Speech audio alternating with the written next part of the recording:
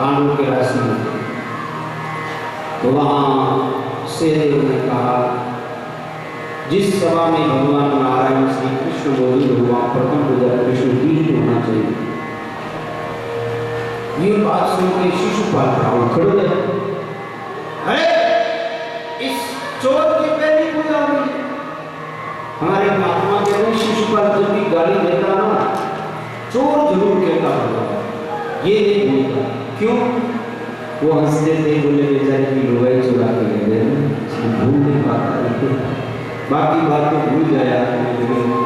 दूल्हा बना हुआ चौरी में गया और अब तो के बीन भी लेके आओ तो दूसरा उठा के ले जाइए, आपको भूल पाए जीवन भर नहीं भूल पाए।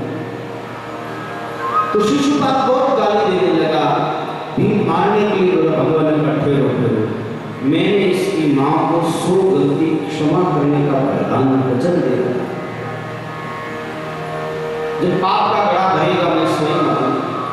अब तो शिशुपाल गाली पे गाली बक रहा है, 99 गाली हुई। तो भगवान ने कहा सावधान, अब तेरी बारी। शिशुपाल ने क्या बोला? और महाराज जब 100 गाली पूरी हो गई, भगवान ने अपने सुदर्शन चक्र को स्मरण किया। देखते ही देखते शिशुपाल का सिर धड़ से अलग हो गया। लेकिन आश्चर्य तब हुआ कि उनके शरीर से दिव्य ज्योति निकली और भगवान के दिव्य तेज में समाहित हो गई। कल्याण की अवस्था। अब राजा युधिष्ठिर को आश्चर्य हुआ। नारद जी से पूछा, महाराज ये मेरा नरसेरा भाई जीवन भर कृष्ण को पानी पी पी के गाली देता है, इसकी सदगति कैसे? तब नारद जी ने कहा, देखो भगवान से द्वेष के कारण भगवान ने मन लगाया था, इसलिए दूसरा और वैसे भी तो ये सामान्य नहीं है। ये भगवान के पार्षद ही 3 जन्म में असुर बन के आए, श्रवण किया था जय विजय को शंकर जी का श्राप हुआ। पहले जन्म में हिरण्याक्ष हिरण्यकशिपु बना, हिरण्याक्ष का अवतार भगवान वाला ने किया और हिरण्यकशिपु जब अपने पुत्र भक्त प्रहलाद से वेद किया तो भगवान ने नरसिंह रूप में अवतार लेकर के हिरण्यकशिपु का उद्धार किया। दूसरे जन्म में वही राम बने, भगवान ने श्री राम के रूप में अवतार लेकर इनका उद्धार किया। तीसरे जन्म में शिशुपाल वक्त बने हैं, शिशुपाल का उद्धार हो गया। कुछ दिन बाद वक्त का उद्धार हो जाएगा। वहां युधिष्ठिर ने पूछ लिया, महाराज भगवान ने कैसे नरसिंह रूप में अवतार लेकर प्रहलाद को बचाया, कृपा करा। अब सुखदेव जी ने नरसिंह अवतार देखो, हिरण्याक्ष को जब भगवान ने मारा तो हिरण्यकशिपु के मन में नारायण के प्रति द्वेष जग गया और वो वेद करता हुआ मन में संकल्प किया कि मेरे भाई की हत्या का मैं नाम मिटा दूं। मंदराचल की घाटी में तप के लिए चला गया, तपस्या करके फल प्राप्त करूंगा।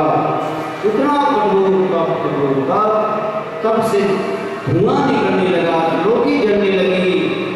अब देवता ब्रह्मा जी के पास गए। ब्रह्मा जी ने आके हिरण्यकशिपु को कहा, हिरण्यकशिपु मैं तुम्हारे तप से प्रसन्न हूँ, वर मांगो। और हिरण्यकशिपु ने इतने वरदान मांगे कि मैं आपकी बनाई हुई सृष्टि में किसी से नहीं मरूंगा, दिन में मरूंगा, रात में मरूंगा, आकाश में मरूंगा, धरती में मरूंगा, नर से मरूंगा, पशु से मरूं, न अस्त्र से न शस्त्र से, न दिन में न रात में। सोचा अब तो मुझे कोई मारने का उपाय नहीं। ब्रह्मा जी का तथास्तु क्या। और मेरे भाई जब मौत को आगे ढूंढता है तब अधर्म करता है। हिरण्याकशिपु ने सोचा कौन मारेगा मुझे? आकर घोषणा कर दी, मेरे नगर में कोई विष्णु का नाम नहीं लेगा, अगर कोई राम नाम लेता है, जब तक यज्ञ शुभ कर्म करते हुए दिखाई देता है उसे सीधा मृत्यु कर दिया। लेकिन मेरे भाई ठाकुर जी कहीं दूर से नहीं, उसी के घर में उनके बालक के रूप में भक्त को प्रकट कर दिया, मारने का एक उपाय, एक निमित्त कर दिया। 4 बेटे थे, सबसे छोटे पुत्र प्रहलाद। प्रहलाद को गर्भ में भक्ति का संस्कार मिला था। नारद जी ने कयाधु के गर्भ में प्रहलाद की तब भक्ति का उपदेश किया है। और एक बार जब अपने राज्य की गलियों में घूम रहे थे, एक घर में नारायण नाम की कीर्तन की ध्वनि सुनी तो प्रहलाद को आश्चर्य हुआ। यहाँ तो पिता ने मृत्युदंड का विधान किया, फिर भी कोई नाम कीर्तन कर रहा है। जाके द्वार खटखटाया, वो तो इस कुमार। द्वार खोला तो सामने राजकुमार प्रहलाद हाथ जोड़ी खड़ी है। वो प्रहलाद ने कहा, मैया तुम्हें नहीं पता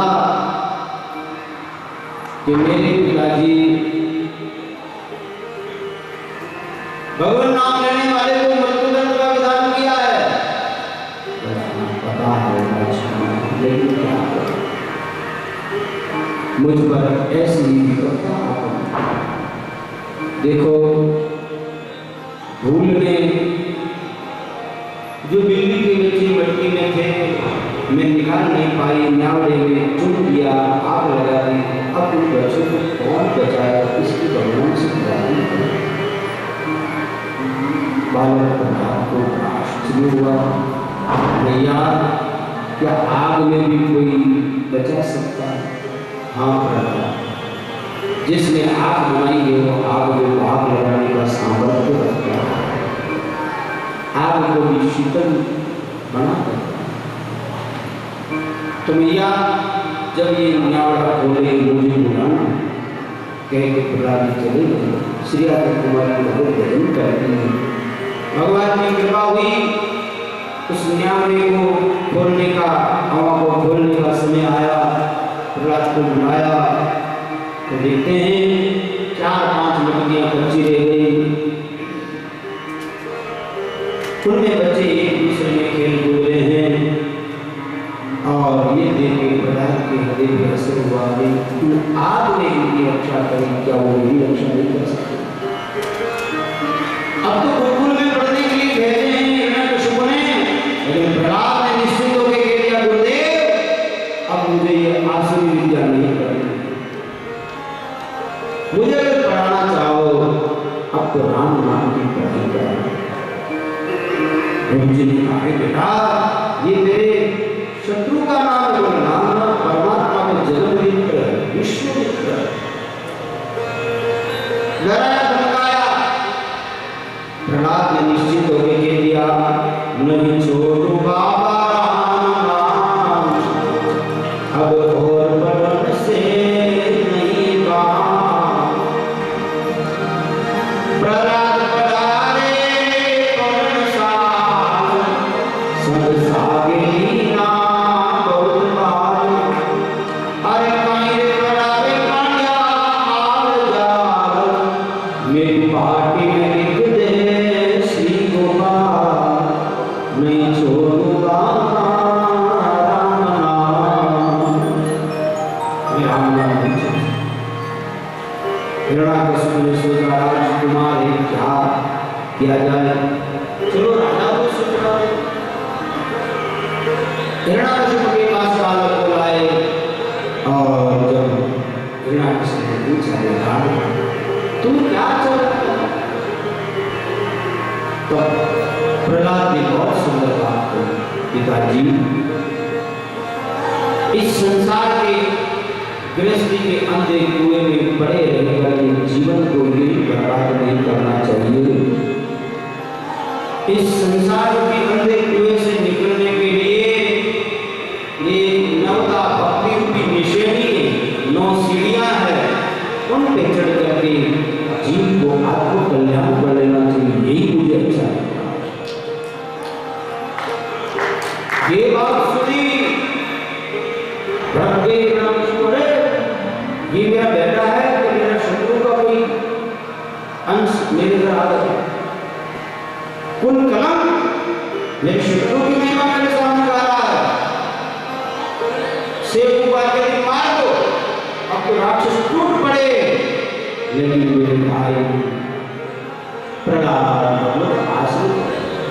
हाथ जोड़ के खड़ा हो गया और परमात्मा से प्रार्थना करता है, जब सौंप दिया सब भारत में, अब मारो या क्या लो कहें हम क्या, आप ही क्या विचार करो, इस दीन दुखी को सहारो मझधार बंधा के डूबा वो हमें पार लगाओ किनारे पे डाल, हम तेरे रहेंगे सदा, अब और किसी को निहारेंगे क्या। हरि हम तेरे तेरे दर पे आए आते रहेंगे, हमेशा यहाँ से जुड़ाते रहेंगे, तेरी याद में हम बिताएंगे जीवन, तेरा नाम जपते जपाते रहेंगे। प्रभु मेरे दिल की सदा याद आना दिल से जुड़ा। सारे शस्त्र समाप्त हो गए, अब तो होलिका ने लेके आग में जलाने की कोशिश की, होलिका जली, प्रहलाद बचे, विष दिया गया, समुद्र में फेंका गया, कालकोट में बंद किया गया, फिर भी प्रहलाद नहीं मरा। तब हिरण्यकश्यप ने कहा, तू इतना निर्भीक किसके बल का है, कौन है तेरा वो रक्षक? प्रहलाद ने कहा, कहीं प्रहलाद कछ संको ना मेरे, मोह में तो मेरी सकल मान। पिताजी उस समय धरती आकाश दिशा सारी सर्वत्र वही है दिखलाता, तुझ में मुझ में सब जीवों में उन्हीं का वास नजर आता, उनके इंगित से विश्व रचा, जीवों का वही नियंता है, जाके प्रगटे हैं प्रलय भरी, जीवों का वही संभरता है। मुझ में आप में है, आपके हाथ में खड्ग तलवार इसमें भी है, सामने जो खंभा दिख रहा है उसमें भी मेरा परमात्मा मौजूद है। अच्छा देख, पहले इस खंभे में तेरे परमात्मा को मारूंगा तो ये तलवार तेरे सिर पे चलेगी, हो जा तैयार, कहते हुए हिरण्यकश्यप ने जो ही एक मुंह का खंभे पे मारा, खंभा टूटा। अपनी भगत की वाणी सत्य करने के लिए आज प्रकृति के सारे नियमों को तोड़ के भगवान जड़ से चेतन ही प्रकट हो गए। और ये बात सुनकर भगवान की जय। सत्यम विधातुम निवृत्ति भाषितुम। अरे भगवान चाहे तो कहीं से भी आ सकते थे, लेकिन प्रहलाद ने कहा इस खंभे में है, उसी खंभे से आए, अपने भक्त की वाणी को सत्य करे। हिरण्यकश्यप को समझ पाता, भगवान ने पकड़ लिया, अरे अरे क्या कर रहे हो, मुझे तो ब्रह्मा से वरदान मिला, ब्रह्मा की सृष्टि का कोई जीव जंतु मुझे नहीं मार सकता। भगवान ने कहा, बेटा मैं ब्रह्मा की सृष्टि का नहीं, मैं तो ब्रह्मा का भी बाप हूँ, हो जाता है, तो मेरे वरदान का क्या होगा? उठा लियो में लड़ते लड़ते संध्या हो रही है, वैशाख शुक्ल की चतुर्दशी को भगवान नरसिंह की अवतार हुआ, दोपहर में लड़ते लड़ते संध्या हो गई और ले आए देहरी पर, उठा लिया अपने गोदी में, और कोई वरदान पाया था, दिन में नहीं करूंगा, रात में नहीं करूंगा, रात या दिन ना दिन ना रात, वो धरती में आकाश में वो तो गोद में उठा। बोलो मैं मनुष्य हूँ या पशु, अब ना तो नर है ना पशु, घर में हो या बाहर, सारे वरदानों को सिद्ध करते हुए भगवान ने अपने नाखून दिखाए, और अस्त्र या शस्त्र, ना अस्त्र ना शस्त्र, देखते देखते भगवान ने नाखून से उनके हृदय को चीर दिया। हिरण्यकश्यप मर गया। ये देखा भी, बोले नरसिंह भगवान की जय हो। देवता आए, भगवान के तेज को देख करके सामने खड़े न रह पाए, ब्रह्मा ने हाथ को भेजा, जो प्रहलाद भगवान के सामने दंडवत कर रहा है, भगवान क्रोध करुणा में बदल गई, हिरण्याकश्यप की मृतदेह को फेंक दिया, दौड़ के प्रहलाद को उठाया नदी में। जैसे नव प्रसूता गौ बछड़े को चाटती है, ऐसे आज भगवान प्रहलाद को चाटते हुए क्षमा याचना बोले, प्रभु प्यारे कोमल बिहारे अंग असुर मारे नाम मन गाने गिरे गिराए तो जल में डूबोए आए अग्नि में जलाए नहीं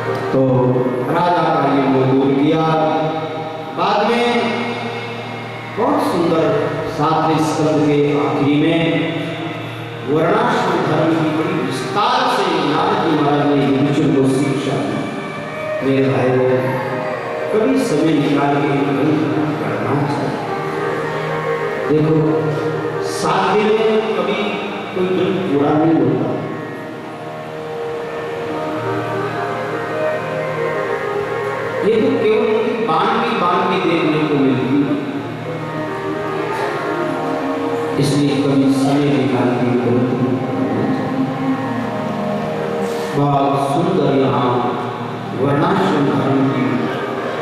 विशद व्याख्याएं नारद जी ने युधिष्ठिर को उनको प्रणाम करके आइए 8वां स्कंद है मनवंतर लीला।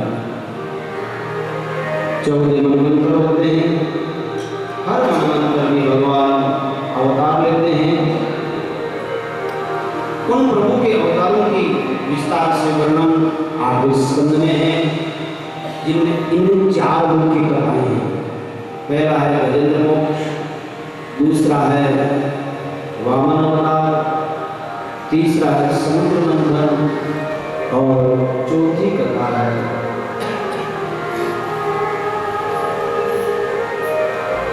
मत्स्य अवतार। सुखदेव जी के लिए बताते हैं चौथे तामस मनवंतर में भगवान ने हरि रूप से अवतार लेकर के गजेंद्र को ग्राह के जन्म से छुड़ाया। राजा ने पूछा,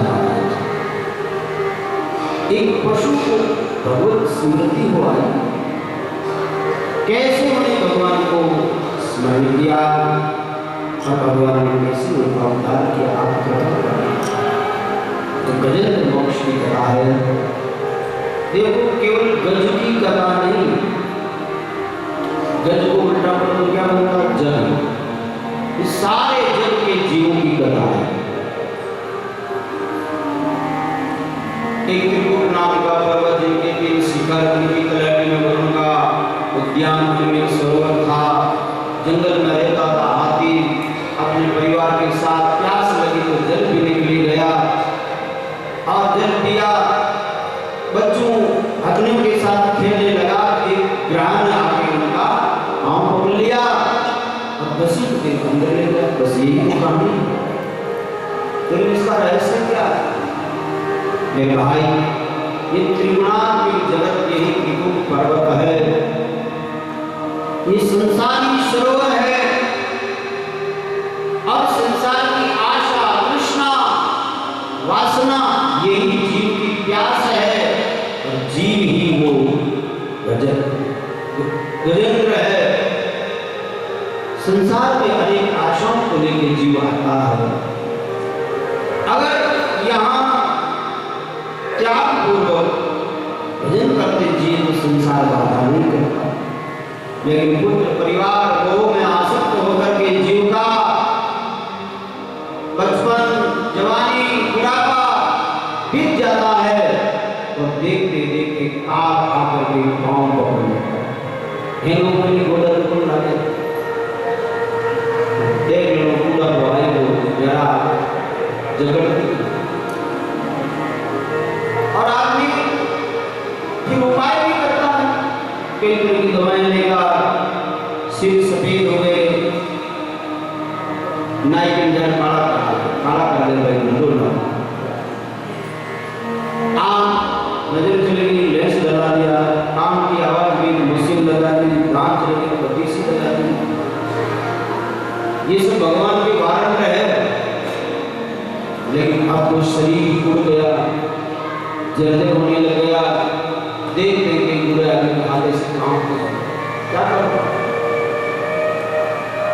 और एक समय ऐसा आ जाता है जो अति जर्जर देह हो गई, बीमार हो गई, बच्चे अस्पताल में एडमिट करा देते हैं और डॉक्टरों के पास तो क्या है, अब भोजन दे तो नली से, मलमूत्र त्यागे तो नली से, चारों नलियां हैं, लेकिन फिर भी आशा जीव की, बेटा बचाएगा, बहू बचाएगी, पोता बचाएगा, संसार से आशा। 4 पुत्र हैं, 4 बहू हैं, सामने खड़ी है, डॉक्टरों की टीम खड़ी है, लेकिन सब क्या कहते हैं उस समय? बोलो बाबा अब तो राम जी को याद करो, हम कुछ नहीं कर सकते। ये जवाब देते, अब आप भगवान को याद करो, हम कुछ नहीं कर सकते। अरे भाई जीवन भर तुमको याद किया, आप भगवान कैसे याद आते? यही हालत गजेंद्र की, कोई भाग्यशाली उसको परमात्मा की याद आई। जो गजेंद्र ने देखा, पत्नियों ने, बच्चों ने अब साथ छोड़ दिया, सोचा ये गजेंद्र को अपने पूर्व जन्म के पुण्य के परिश्रम ठाकुर जी की याद आई और भगवान को आइए हम हे गोविंद हे गोपाल अब तो जीवन का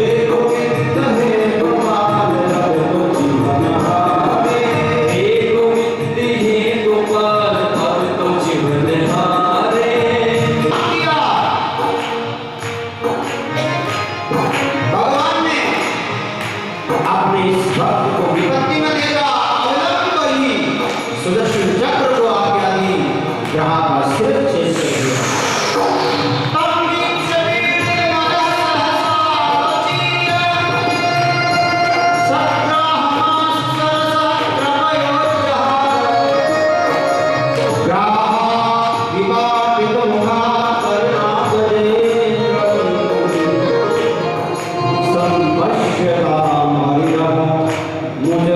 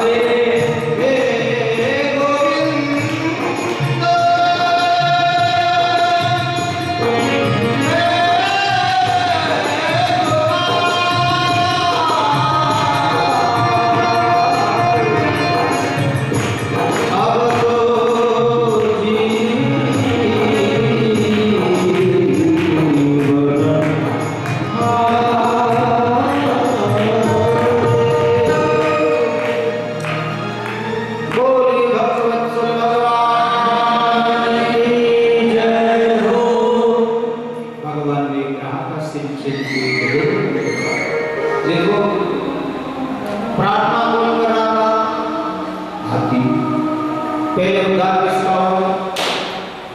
मगरमच्छ। पहले ग्राह को मारा भगवान। क्यों? हमारे संत बहुत सुंदर भाव देते हैं। बोले भगवान अपने भजन करने वाले को काटते तो हैं, लेकिन बाद में काटते हैं। पहले अपने भजन करने वाले भक्तों के आश्रय रहने वाले का उपकार करते। जो भक्त जो है उनका आश्रय लेने वाले भक्तों का पहले दोनों का उद्धार। बाद में उनकी गुरु देव की कथा सुनाई और सुखदेव जी के राजन जो थे तामस मनन करने भगवान ने ग्रह और गजेंद्र का उद्धार किया। पांचवें रेवत मनन करने भगवान ने लक्ष्मी जी की प्रसन्नता के लिए वैकुंठ धाम की स्थापना की। छठे चाचुष मनवंतर में देवताओं के द्वारा भगवान ने समुद्र मंथन करवाया, देवताओं को अमृत पिलाया, देवताओं को अमृत से वंचित किया। क्यों भाई? उद्योग तो दोनों ने किया, लेकिन अमृत केवल देवताओं को क्यों मिला? इनमें एक विशेष भाव है, वो ये है कि देखो समुद्र मंथन की आज्ञा देवताओं ने भगवान से ली। जब दैत्य के द्वारा देवता हारे तो भगवान की शरण में गए। अमृत निकालने के लिए उद्योग किया तो पहले जहर निकला, तो भी भगवान के आश्रय में गए और अमृत निकला, दैत्य छीन के लिए गए, तभी भगवान की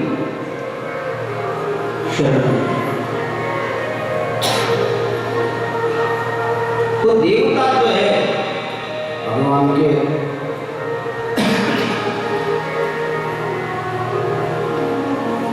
आश्रित हैं। दूसरी बात, देवताओं की ओर देखें तो समुद्र मंथन करते समय लक्ष्मी जी के बाद विवाद हो गया, हम लेंगे।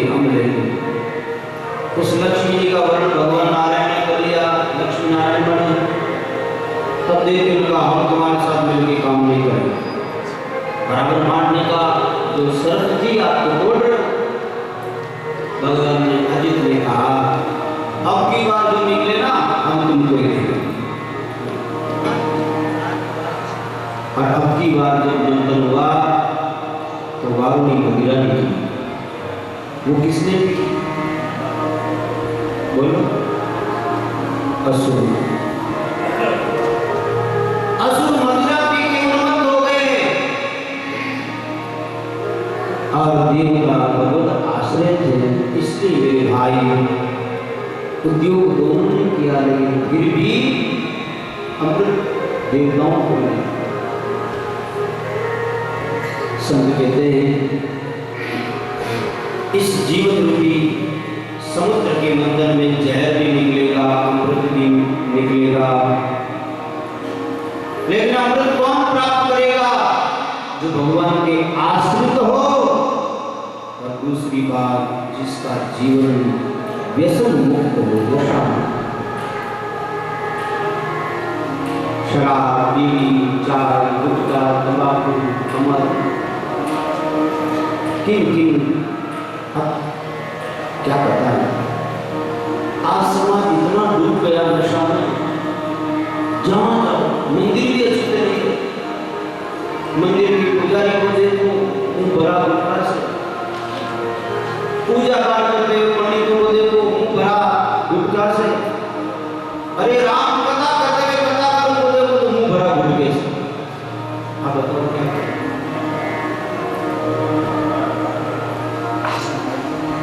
हमारे शास्त्र में जो तंबाकू को इतना निषिद्ध माना,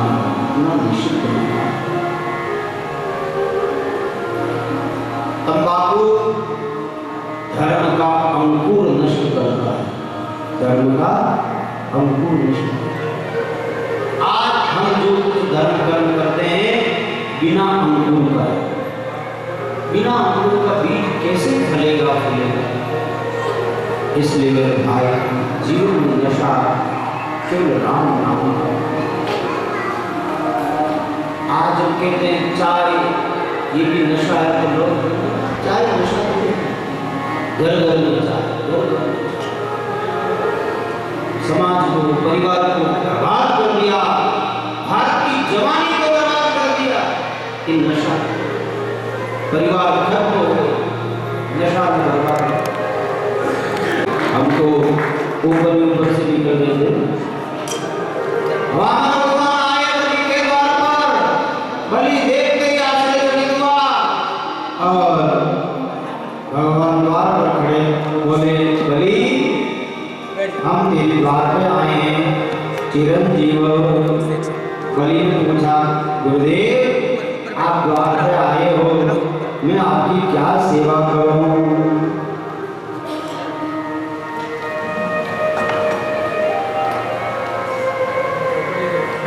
भगवान ने कहा, देखो हम जाना साधना करते हैं, संध्या करते हैं, वहीं पर लोग आकर के अपना अधिकार जमा लेते हैं। इसलिए बलि हमें और कुछ नहीं चाहिए, केवल हमें 3 पग पृथ्वी दे दीजिए।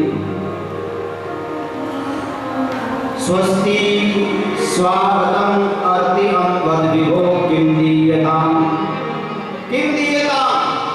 भगवान ने कहा, मेदिनी पृथ्वी कामात्रा कितनी, मम विक्रमा,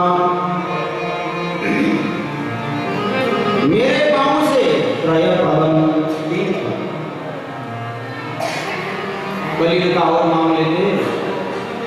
वामन भगवान ने कहा, बस अरे जजमान कितना भी उदार हो तो ब्राह्मण को भी संतोषी होना चाहिए, कितना और वो भी क्यों मांगा? तो उदार है, इसलिए कंजूस से नहीं मांगता। बार बार भगवान ने कहा, बस 3 पग। बलि ने कहा, अच्छा मारा दिया। भगवान ने कहा, संकल्प करो। बोले 3 पग पृथ्वी में संकल्प बोला, हाँ तो दुनिया बदलते देर नहीं लगती, संकल्प। ये जो चर्चा चल रही थी उस समय शुक्राचार्य ने देखा कि कौन आ गया, छोटा सा बालक, कहीं मेरे चेले को ठगना ले। दुनिया की दृष्टि से तो भगवान बच गए, लेकिन शुक्राचार्य की नजर से छुप ना सके, पहचान गए ये वामन नहीं, ये विराट नारायण है। इसलिए शुक्राचार्य ने कहा, मां देहि कृष्णा प्रवे मत गवरी। बलि ने देखा, गुरुदेव क्यों ना दूं? बोले, हरि दयम, ये हरि है, तेरा सब कुछ हर कर लेगा।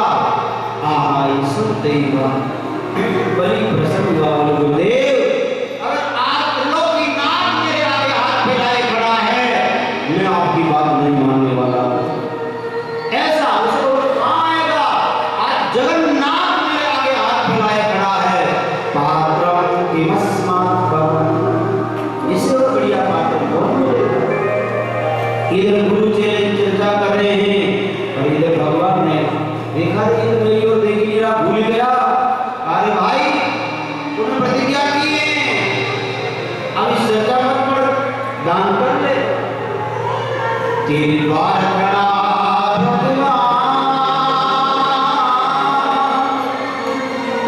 भगत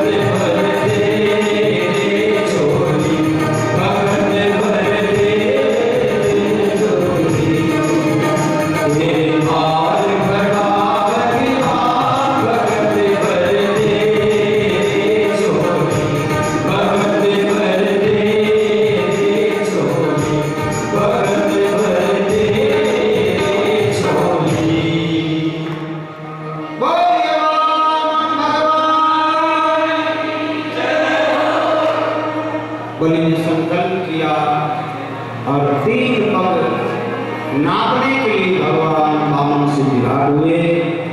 एक पग से अकल विकल सुतल तलातल सागर पाताल तक माप लिया, भुजाओं से सारी दिशाओं को नाप लिया, और दूसरा पांव भू भुव स्व महा जन तप सबके लोक तक गया। या ब्रह्मा जी ने भगवान के चरण को धोके अपने कमंडल में रखा, वही गंगा गया। और महाराज वामन भगवान बलि के इस समर्पण भाव से उनकी बलि को कार्य को बलि को इंद्र बनना चाहा ना, आने वाले आपके सावरणी ब्रह्मांड में मैं तुम्हें इंद्र बनाऊंगा। इंद्र तो बनेगा तो जिंदा रहेगा, तो भगवान ने बलि को चिरंजीवी बना। बोले वामन भगवान जय हो।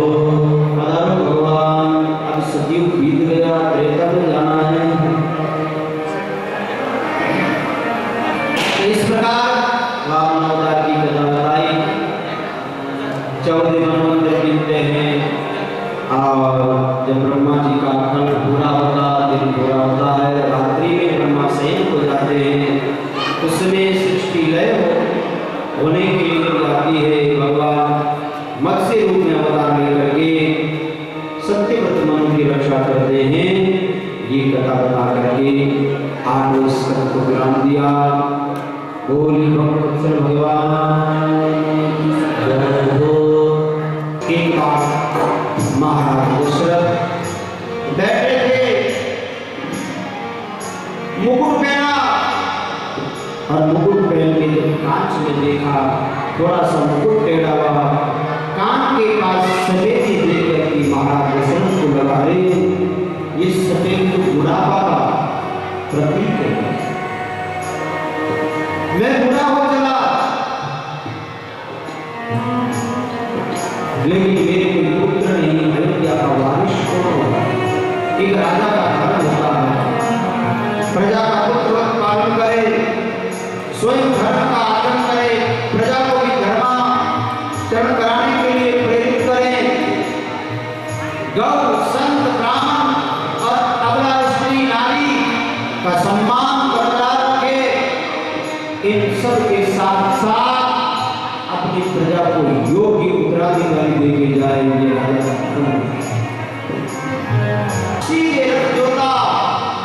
गुरु गृह में आए, वशिष्ठ के चरणों में दंडवत प्रणाम किया। गुरुदेव, आपकी कृपा से अयोध्या में सब आनंद है, लेकिन एक कमी मुझे आज चरणों में नतमस्तक होकर वशिष्ठ ने कहा, संजाना करो, मैं भी यही चाह रहा था, तो आप मुझे निवेदन करो। राज में एक नहीं, तेरे 4 पुत्र होंगे, तेरा ही नहीं, सारी धरती का भान वो करेंगे, लोग को आनंद देंगे। श्री के ऋषि को बुलाया, पुत्र भावेश की ज्ञान हुआ, भक्ति सहित मुनि आहुति दी। महाराज वशिष्ठ ने भक्ति से आहुति दी, अपनी देव प्रसाद का जरूर लेकर के प्रकट हुए। महाराज वशिष्ठ को दिया, वशिष्ठ ने दशरथ के हाथ में दिया, और दशरथ के हाथ से तीनों रानी को प्रसाद दे रहा। रानी ने प्रसाद पाया, और तीनों रानियां गर्भवती। जब से भगवान गर्भ में आए, अयोध्या की महिमा तीनों लोगों में छा गई। जो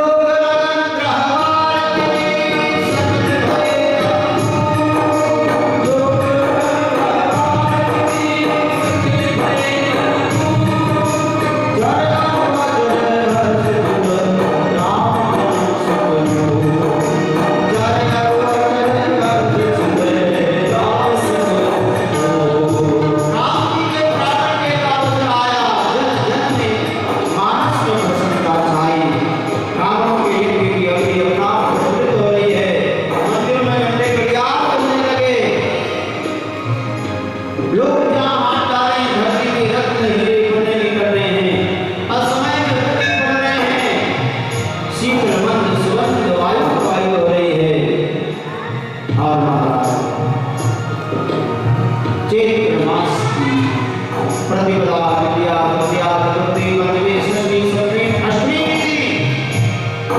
आज नौवीं का जो सूर्योदय हुआ है, हाँ मेरे भाई बहन, क्या उस समय आनंद रहा है। अरे हम लोग तो केवल अभी रामलला की प्राण प्रतिष्ठा के समय गांव-गांव में जब राम आए, उत्सव मनाया गया, तो अभी गांव की जो महिमा देखने लाई, गांव-गांव में लोगों का उत्साह देखने लाई, कितनी प्रसन्नता हुई होगी लोगों को।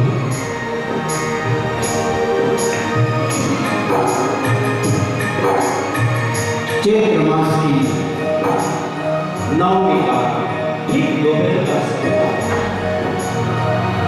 लोग विश्राम में, देवता आए गर्भ स्तुति करने, विचार किया भगवान लीला करने के लिए आ रहे हैं, हमारे रुकने से लीला में बाधा होगी, अपनी अपनी भेंट दे करके देवता प्रस्थान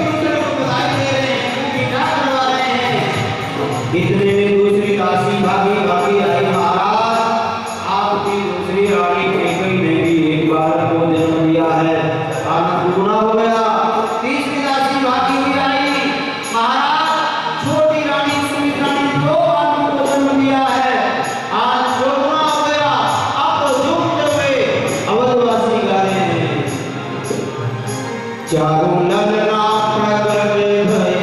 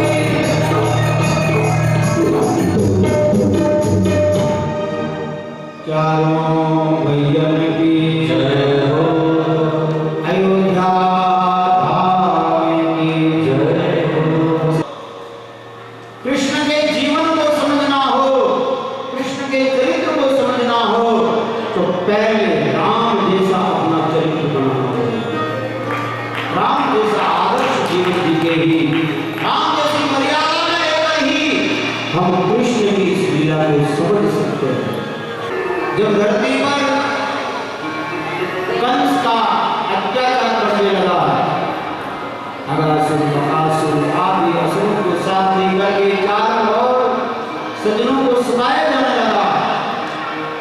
धरती बड़ी दुखी हुई और गौर भूतवासुरों की खिन्ना चंदनती करुणा गाय का रूप लेकर के वंदन करने लगी। ये धरती कहती है, पहाड़ पर्वत नदी समुद्र प्रजा इसका बोझ नहीं लगता, लेकिन पापी का भार तो कोई बोझ नहीं कर। इसलिए गौ का रूप लेकर के देवताओं के सामने उपस्थित हुई। इंद्र आदि देवताओं ने इस क्रंदन करते हुए धरती को ब्रह्मा जी के पास लेकर के गए, प्रार्थना की, हे विधाता, अब हम सबके इस दुख को कौन मिटाए? तब ब्रह्मा जी गौ सहित देवताओं को लेकर शिव सागर पे पहुंचे, भगवान को याद किया, स्तुति की। ब्रह्मा की स्तुति से प्रसन्न होकर भगवान ने आकाशवाणी की, हे हिरण्यगर्भ ब्रह्मा जी, मैं मथुरा में देवकी वसुदेव के यहाँ प्रकट होने वाला हूँ। ब्रज में नंद यशोदा के यहाँ लीला करूंगा, सारे असुरों का संहार करूंगा, तुम तब तक मेरी प्रतीक्षा करो। ब्रह्मा जी ने सारे देवताओं को समझाया और देवता ब्रज में आकर के गोपाल के रूप में पैदा हुए, हरि की प्रतीक्षा करो। और इधर महाराज उग्रसेन का बेटा कंस बड़ा अन्यायी था, बड़ा अत्याचारी था। इसने सोचा लोक में मेरी एक दुष्ट आत्माई के रूप में ख्याति ना बने, सेवक के रूप में ख्याति बने, तो क्या करें? बोले एक काम करता हूँ, मेरी बहन जो देवकी है उनका कन्यादान मैं करूंगा। लोगों को लगेगा भाई कंस तो बहुत बड़े बड़े काम कर रहा है, कन्यादान कर रहा है, सेवा कर। किसके साथ क्या करूं? वसुदेव जी के मित्र थे, सोचा इनकी बाकी 6 बहनों का ब्याह वसुदेव के साथ हुआ, इनका भी ब्याह वसुदेव जी के साथ करूंगा। धूमधाम से वसुदेव जी के साथ देवकी विवाह की योजना बनी। कंस स्वयं अपने हाथों से कन्यादान दिया और महाराज खूब वस्तु सामग्री अपनी बहन को दिया। जब वर वधू को विदा करने का समय आया, साथ ही उत्तम रथ लेके आया है, देवकी वसुदेव पर चढ़े। उसने कंस ने साथी से कहा, अरे सुन, मेरी इस लाडली प्यारी दुलारी बहन को मैं छोड़ रहा हूँ। उसे नीचे उतारा, रथ की बागडोर संभाली। यह हरि को मंजूर नहीं था। जिस देव जी के गर्भ से मैं प्रकट होने वाला हूँ, उस देव जी के रथ की बागडोर कंस जैसे असुर के हाथ में हो। आकाशवाणी हुई, हे दुष्ट कंस, जिस देव जी से तू इतना प्यार करता है, इसी देव जी का हाथ उठाकर तेरा कान की जरूरत है। इतना कहना था तो प्यार देव में छोड़ी रस्सी को, निकाली तलवार, पकड़ ली उनके बाल, मारने के लिए तैयार हो गया। वसुदेव जी ने कहा, तुम क्या कर रहे हो? एक अबला नारी पर हाथ उठाना तुम्हारे जैसे योद्धा को शोभा नहीं देता, उसे तो समाज में तेरी अपकीर्ति ही होगी।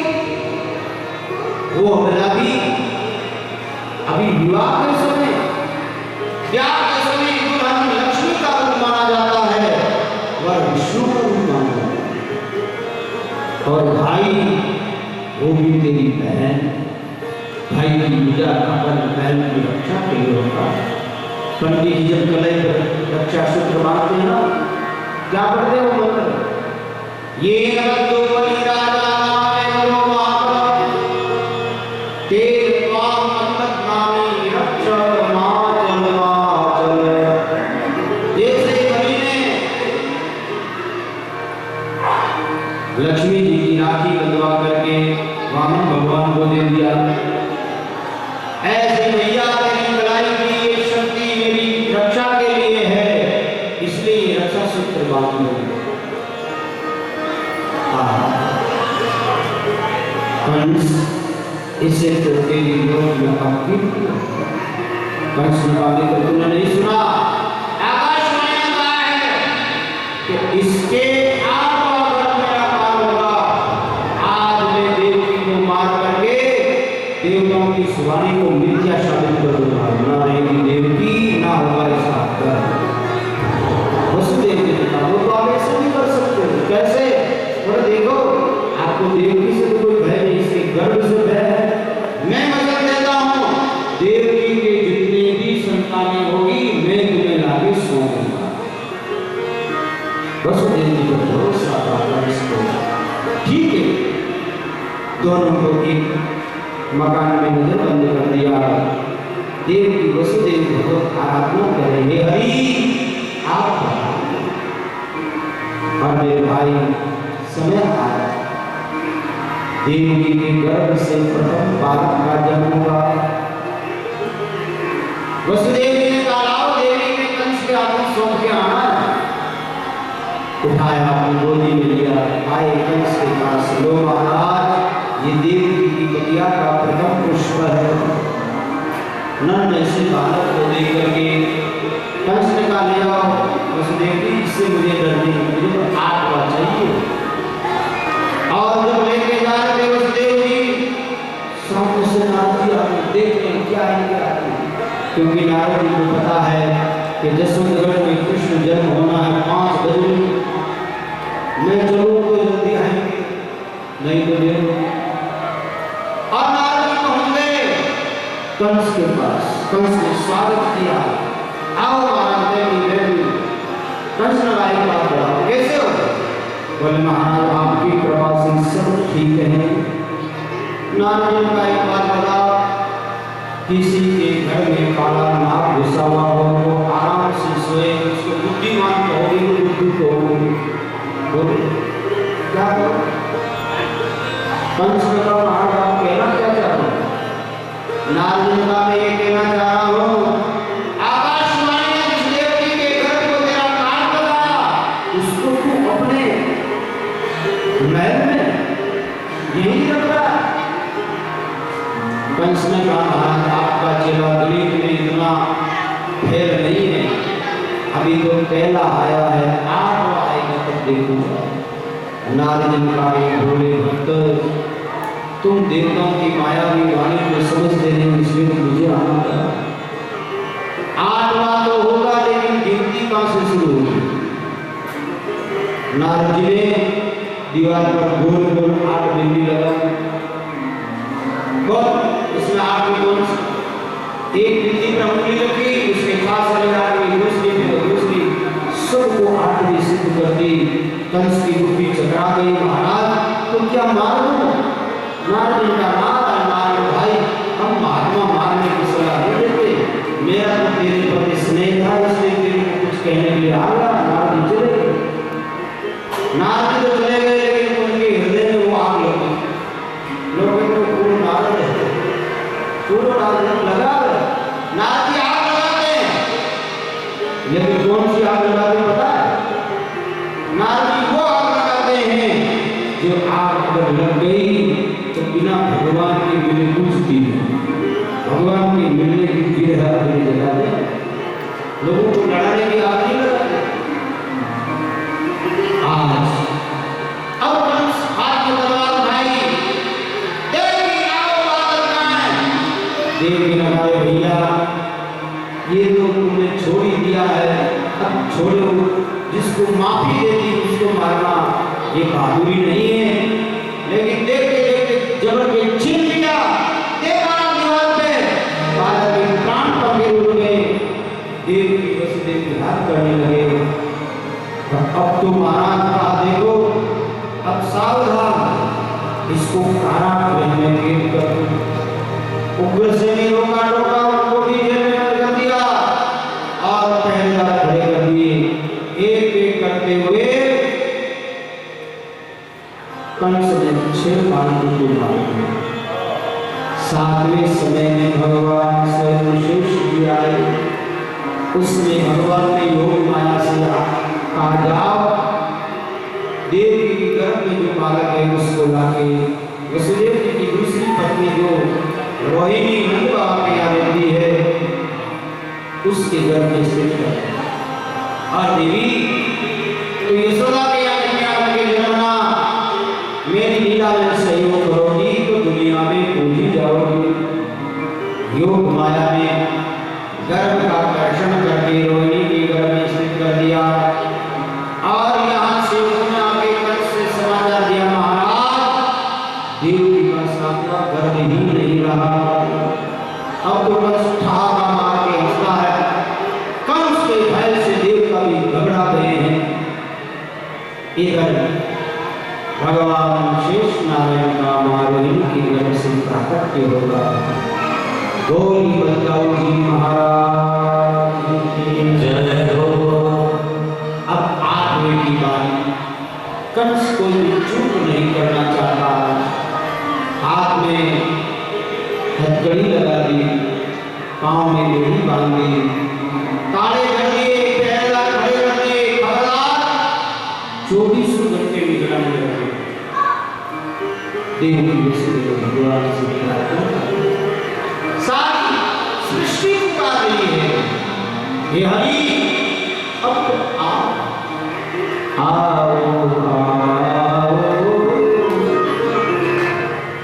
मेरे गोपाल राजा, मेरे गोपाल राजा,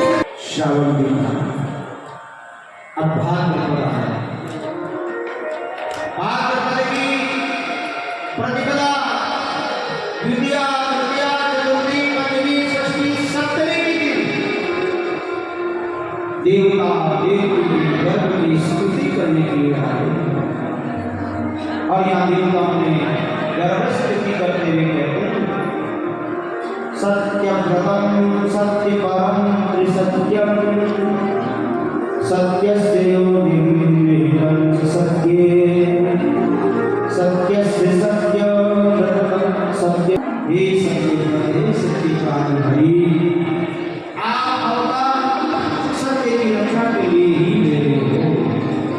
जो आप करोगे सब सत्य होगा।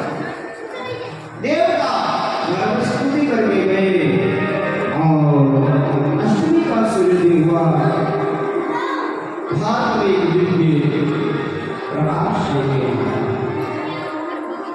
मेरे भाई सारी प्रजा प्रसन्न है, असुरों के मन में भय हृदय कांपते और इधर धीरे धीरे पृथ्वी का संध्या देव की वसुदेव हरि नाम करनी है।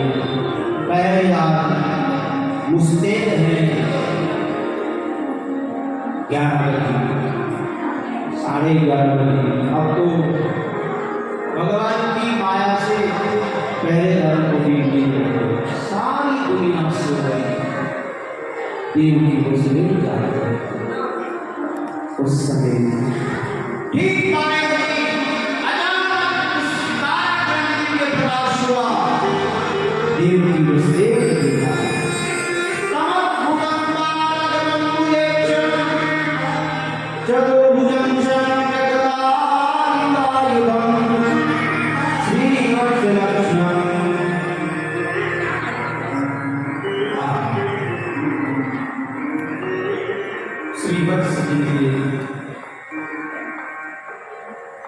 प्रभु जिनके हृदय में कौस्तुभ मणि गले में संत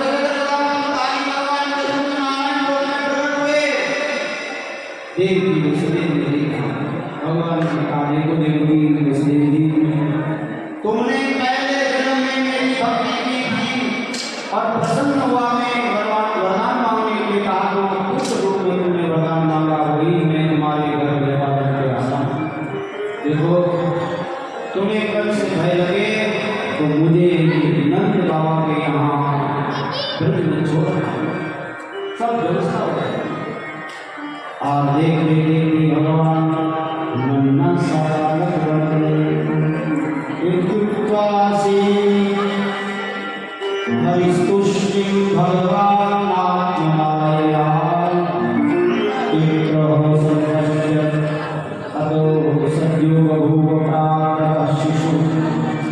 छोटे से बालक बन गए और देख जब माँ ने देखा नन्हे से बालक को हाथ लेने के लिए हाथ आगे बढ़ाया, ये बेटी हाथ चली गई।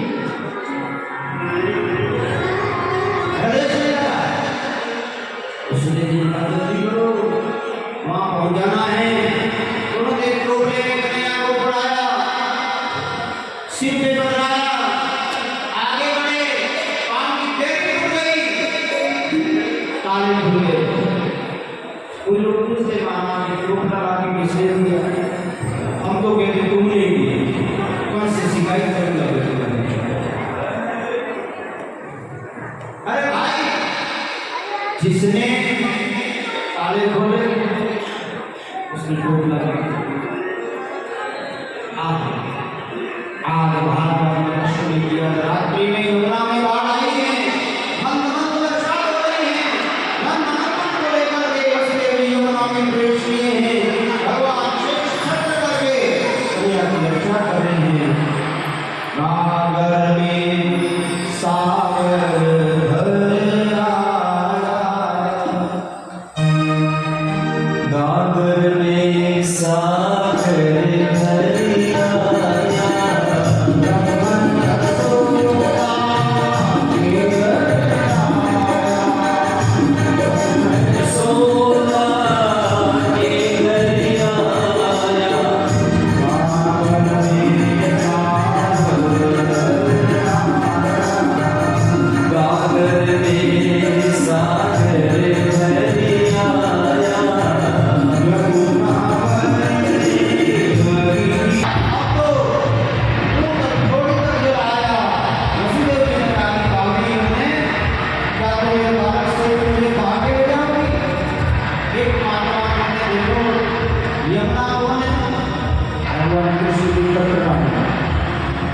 यमुना ने सोचा कि प्रियतम आई चलो तो मेरी छोड़ी। भगवान ने धीरे से टोकरे से पाँव निकाला, भावरी पिता के सामने चलो छोड़ के थोड़ी बहुत शर्म रखी। भगवान ने टोकरे से पाँव निकाला, यमुना को स्पर्श किया, यमुना ने मार दिया। वसुदेव जी आए, बाबा नंद के घर में यशोदा सोई है, एक कन्या को जन्म दिया था और बालक को सुलाया, उस कन्या को टोकरे में तोड़ बजाया और जैसे गई वैसे लौट आए। जो ही जन्म में आए, सारे लग गए, बेटियां लग गई, कन्या रोने लगी, कह रहा अरे ये तो देवी का आगमन हो गया। भागे भागे वंश के बाद में महाराज देवी के आगमन आ गया। आज फिर तो नींद में आएगी, आज सभा में विधान आया, आओ देवी कहाँ है? देवी के गाने भैया एक पेड़ की पालन नहीं है, ये कन्या तेरे को दे देंगे, ये बच्ची इसको नहीं छोड़ दे। कंस ने जबरन के लिया और मां से इतने मारा मारने के लिए वो हाथ से छूटी, अष्टभुजा का महामाया प्रकट हो गई और सारे कंस तुमसे क्या मारेगा? तेरे को मारने वाला सुरक्षित जगह पर प्रकट हो गया है। वसुदेव जी का नाम राम देवता के रूप बोलते पहले का यहाँ प्रकट हो गया, फिर कहीं विदा हो गया है। एक भी उससे क्षमा याचना करते हैं, अपने मंत्रियों को बुलाके आकाश वाणी की मीटिंग कर रहे हैं, हम चले वहाँ जहाँ हम चले। भगवान रात्रि को मारने लगा है, सोए कोई सवाल करने वाला नहीं। भगवान ने सोचा क्या कुछ मैया को झंझट की जगह तुम मैया में आया हूँ।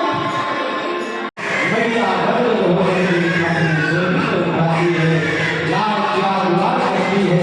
भोर में मैया की नंद सुनंदा ये आवाज सुनी, भागी भागी यशोदा के यहाँ पहुंची।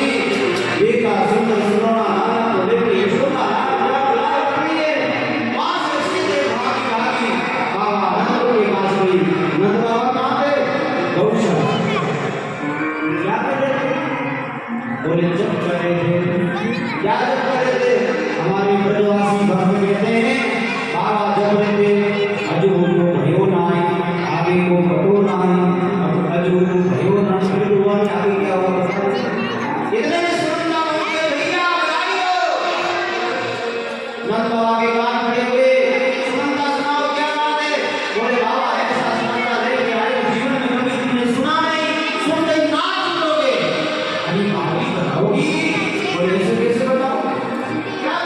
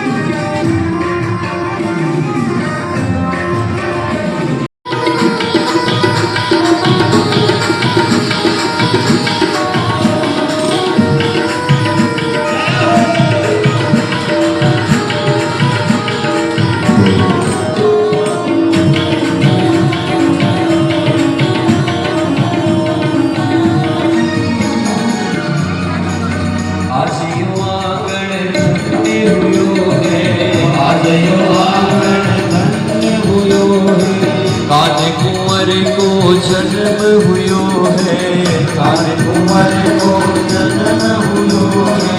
नाचो रे नाचो रे नाचो रे नाचो, नाचो रे नाचो रे देवता, बधाई सारा भक्ता ने।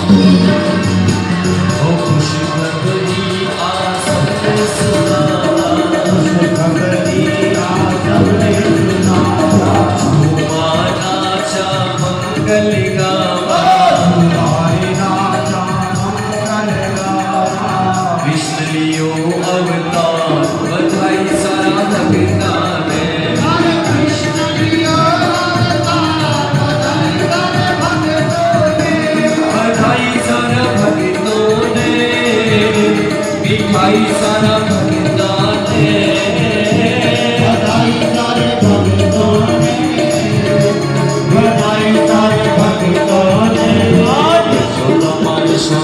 यशोदा मचायो है लाल, बधाई सारा भगता ने। यशोदा मचायो है लाल, बधाई सारे भक्तों ने।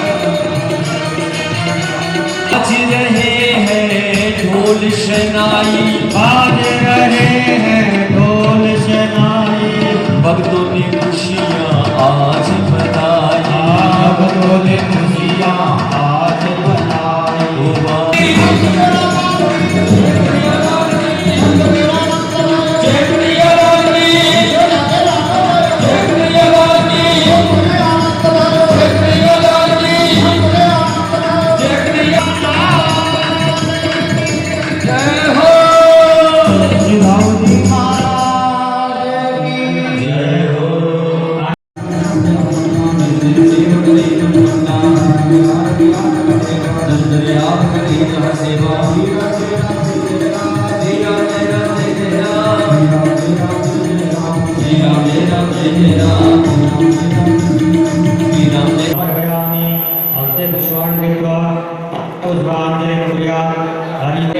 परमेश्वर मंत्र पुष्पांजलि समर्पयामि।